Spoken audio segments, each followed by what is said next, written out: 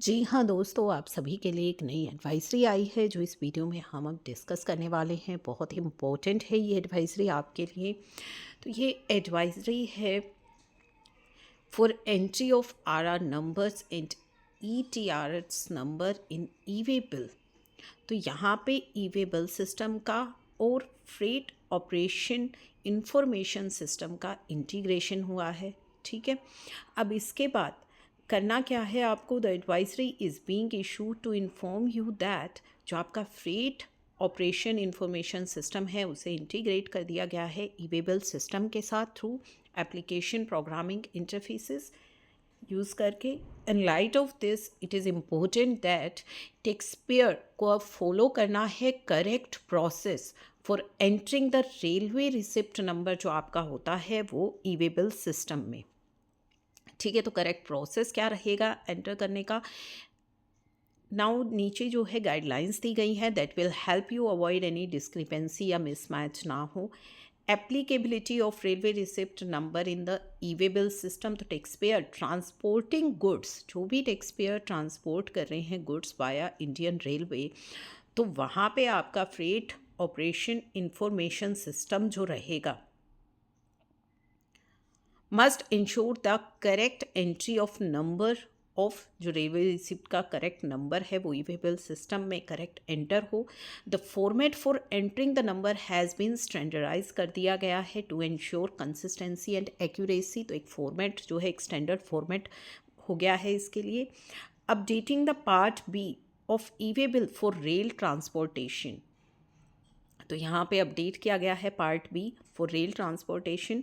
Supplier with pre existing e way bill अगर उनके पास है for goods transported from the factory to railway station and who are subsequently transporting good by rail under FOIS, तो उनको ये steps follow करने हैं। अगर आपके पास प्री एग्जिस्टिंग ई-वे बिल है and you are transporting goods from factory to railway station and subsequently transporting by rail under ये जो FOIS है। Update part B of the e way bill आपको अपडेट करना है using multi transport mode option आपको वहाँ पे चूज़ करना है पार्ट बी के अंदर।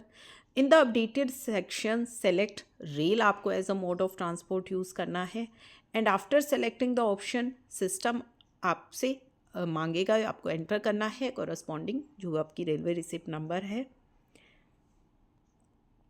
Now this is receipt number for FOIS for goods transported via freight operation information system के थ्रू जो गुड्स ट्रांसपोर्ट हो रहे हैं the railway receipt number shall be entered in the following format. तो standardise format आ गया है, तो किस फॉर्मेट में आपको नंबर एंटर करना है। From station code and RR number. If the goods are dispatch from the station किसी भी स्टेशन से हो रहे हैं और RR नंबर अगर आपका ये है तो पहले आपको स्टेशन कोड लिखना है एंड आफ्टर दैट आपका जो रेलवे रिसिप्ट नंबर है वो लिखना है F, उसके बाद station code and RR number. इस जो है आपको फॉर्मेट में नंबर एंटर करना है।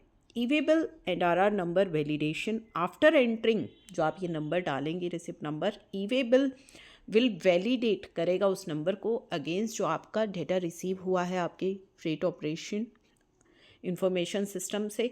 अगर कोई भी मिसमैच होता है, ठीक है, अगर कोई मिसमैच इज़ डिटेक्टेड और is not found an alert will be generated. तो एक अलर्ट आएगा। It is strongly advise that tax payer ensure the correct entry आप करें ताकि किसी तरह की कोई डिस्क्रिपेंसी ना हो। Importance of accurate entry, it is crucial for taxpayer to ensure RR number is correctly enter हो ई-वे बिल में to allow smooth tracking and verification of goods transported via railway. Accurate entry will also facilitate the validation process भी सही रहेगा और कोई unnecessary delay या complications आपको आगे चल करके नहीं फेस करनी पड़ेंगी। For further assistance अगर कोई discrepancy आती है, ठीक है, तो आप रेज कर सकते हैं ticket. Customer who are transporting goods under railway through this system shall adhere to this guideline जो कि रेलवे के द्वारा इशू की गई हैं। ये काफ़ी इंपॉर्टेंट एडवाइजरी है, इसे शेयर कर दीजिएगा ताकि सभी को ये अपडेटेड जो इन्फॉर्मेशन है वो मिल जाए और आगे चल कर के किसी के साथ कोई भी प्रॉब्लम ना हो, कोई डिले या कॉम्प्लिकेशंस आपके साथ ना हो।